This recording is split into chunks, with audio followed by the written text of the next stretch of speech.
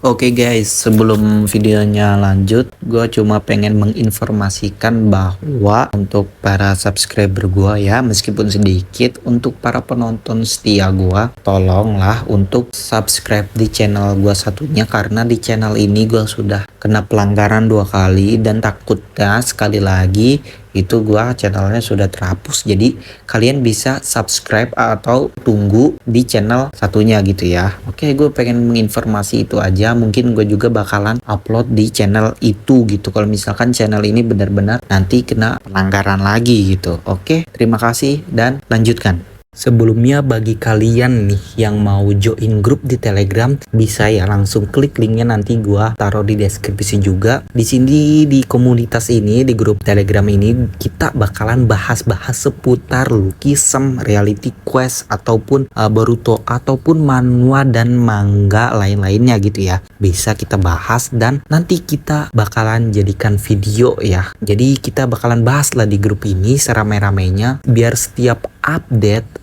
episode terbaru atau chapter terbaru kita bisa bahas bareng-bareng di komunitas ini. Oke, terima kasih dan lanjutkan videonya. BTW rambut gua masih basah ya, jadi gua tuh habis mandi langsung buat video ya, jadi nggak apa-apa ya kalau terlihat acak-acakan karena masih basah. Oke guys, kembali lagi bersama gua Isan di channel Isan Fadila, dan kali ini kita bakalan bahas manhwa Reality Quest lagi, chapter terbaru yaitu chapter 143. Oke lah, nggak usah berlama-lama lah ya, langsung aja kita ke ceritanya. Let's go! Oke guys, chapter dibuka dengan Kim Chong-wol yang sedang berdiri di depan kamar hotel. Lalu Sun-jae datang dan memberitahu Chong-wol bahwa representatif mereka belum datang dan sedang pergi. Sun-jae penasaran kenapa representatif mereka sering keluar ketika identitasnya tidak mau diketahui. Sun-jae juga bertanya kemana Chong-wol pergi selarut ini tanpa memberitahu kantor pusat. Ketika Chong-wol mau menjawab, tiba-tiba Sun-jae ketawa sambil berkata bahwa dirinya tidak penasaran sama sekali. Lalu panel berpindah di mana seorang petugas yang sedang berpatroli melihat bercak darah di jalanan yang dia kira itu adalah ulah para wanita yang menumpahkan saus kimchi. Petugas itu terus mengikuti arah bercak darah itu berasal sampai akhirnya dia menemukan Joker yang sudah digerogotin tikus yang membuat dirinya pingsan. Ketika itu Chon Min-yul datang untuk menopang petugas itu dan menghampiri si Joker untuk memastikan keadaan si Joker sambil berkata bahwa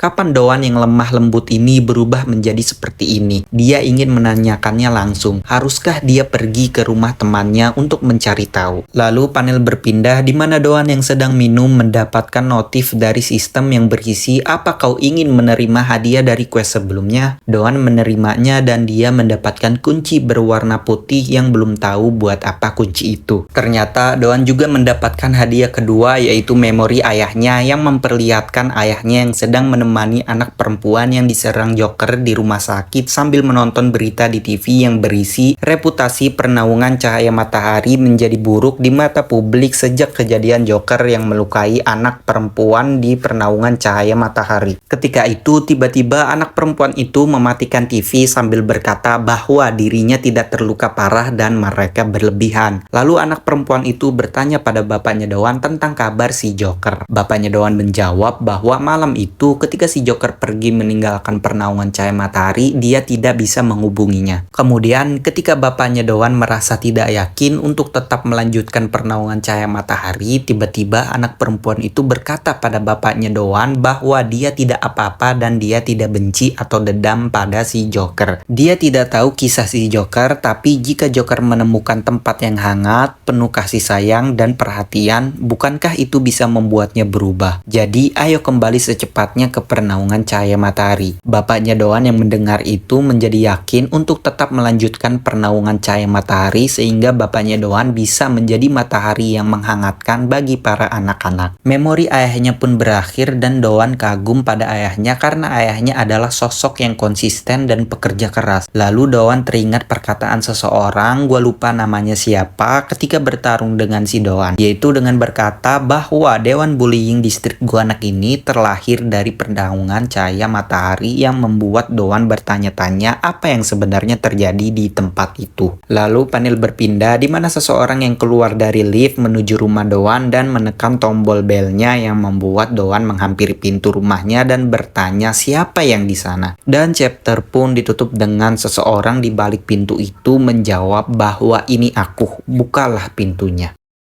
Oke guys, gimana nih chapter kali ini? Lumayan seru ya. Ya setiap chapter gue bilang lumayan seru. Jadi tapi emang benar ya di sini lumayan seru dan ternyata prediksi gue salah ya di chapter kemarin kan gue bilang kalau sepertinya di chapter kali ini itu bakalan menceritakan si Han Unsong gitu ya, pertarungan Han Unsong melawan All In ya. Nah, ternyata salah di sini masih menceritakan tentang Hadowan setelah pertarungannya melawan si Joker gitu ya. Jadi berfokus pada si Hadowan yang mendapat hadiah ingatan bapaknya gitu ya. Dan yang pertama pengen gua bahas itu adalah apakah Min Yul itu representatif distrik Guanak Dewan Bullying ini adalah teman kecilnya si Doan. Maksudnya teman kecilnya ini yang main game itu loh, yang ketika si Doan itu ada flashback pertarungan melawan dirinya di Tower Challenge kan ada flashback tuh. Jadi flashbacknya lagi main game. Nah ada temennya. Nah temennya itu apakah si Min Yul ini representatif Dewan Bullying Guanak ini? Nah itu bisa jadi kemungkinan ya. Jadi kita belum tahu jawabannya gimana. Tapi gue bisa bilang kenapa ini temannya si Doan kecil ini karena pas di chapter kemarin itu pas si Doan bertarung sama si Joker itu kan si Min Yul ini ngeliat kan, terus dia bilang kayak pertumbuhan si Doan ini gak masuk akal kayak karakter dalam game. Nah itu dia tuh, gue tuh gak tahu kenapa ini mah teori liar aja. Jadi gue mengambil dari kata-kata ini dan langsung ingat ke pertarungan si Doan di Tower Challenge melawan dirinya. Terus kan ada flashback di situ yang ngomongin game gitu si Doan sama ada temennya satu lagi yang cowok yang anak kecil itu. Nah kemungkinan itu bisa jadi dia guys. Dan apakah nanti ke depannya dia bakalan tahu kalau si Doan ini kayak punya sistem atau gimana? We never know ya, kita lihat aja nanti. Ini menarik nih ya.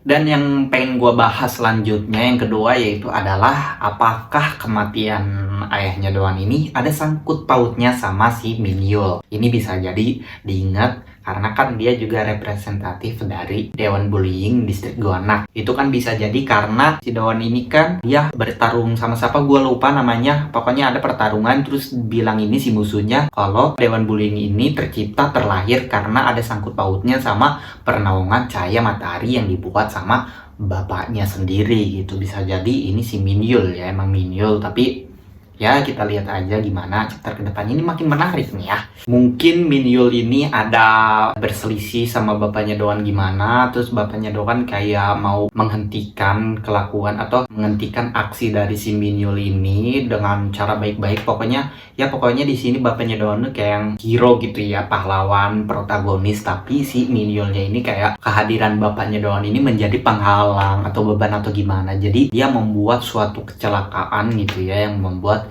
bapaknya Doan meninggal. Begitu mungkin saja.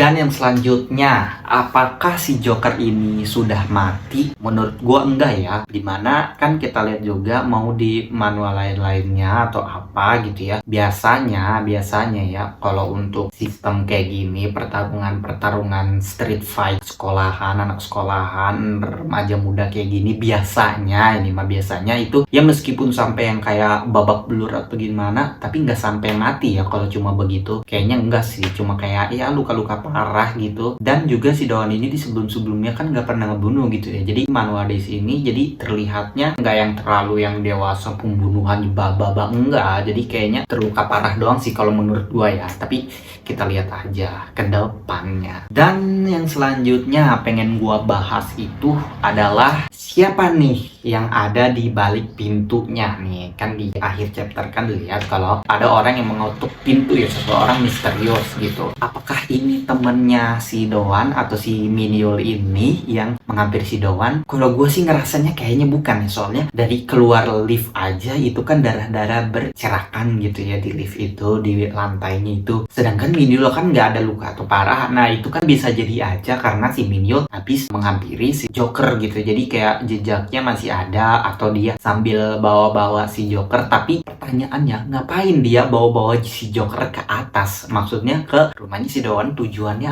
apa gitu. Masa membawa-bawa si Joker sampai atas? Kalau menurut gue bukan. Terus siapa? Nah, kalau gue menurut gue kayaknya malah Unsong. Gak tau, gue kayak kepikiran tiba-tiba malah Unsong aja. Jadi ceritanya ini di chapter depan si Unsong itu flashback ya ke, jadi chapter depan tuh gue ngerasanya nanti di chapter depan bakalan menceritakan si Unsong ini gimana pertarungannya melawan All ini itu. Habis itu kan pasti dia nggak mungkin ini dong, nggak mungkin kayak yang nggak lecet atau apa, pasti ada luka-luka berdarah. Jadi dia mendapatkan sesuatu dari pertarungan itu, nggak tahu info atau apapun. Jadi dia ke rumahnya si Doan ini. Kalau gue menurut gue kayak gitu. Jadi dia menghampiri si Doan. Kalau menurut gue Unsong. Menurut kalian siapa nih? Nah, menarik juga kan?